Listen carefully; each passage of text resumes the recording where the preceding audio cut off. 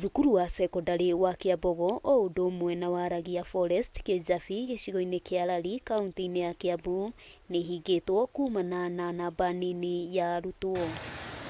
Irathi cia thukuru ici igĩrĩ ikoretwo ikĩhũthĩka ta thito cia kũiga magetha, nakuo kũrĩa kwarĩ kũhũthĩke ta lab cia gũthomithĩria arutwo mathomo ma practicals gũkonekana kũmerereirwo nĩ nyeki. Closed down because of very low enrollment. In fact, it became an economical to run that school. Therefore, we closed the school and we gave the facilities to the primary school. Shule hii ni mingi imejengwa pamoja.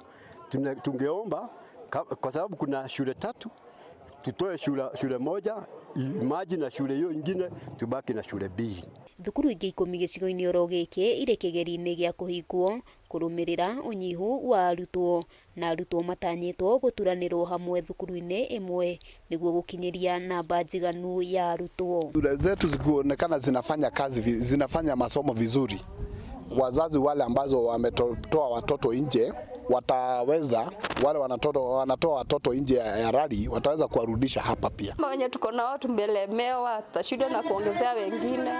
Tena mababa zao wamelala, wamekataa kusaidia watoto. Sasa sisi wamama ndio tunachangamka na mambo yote ya watoto.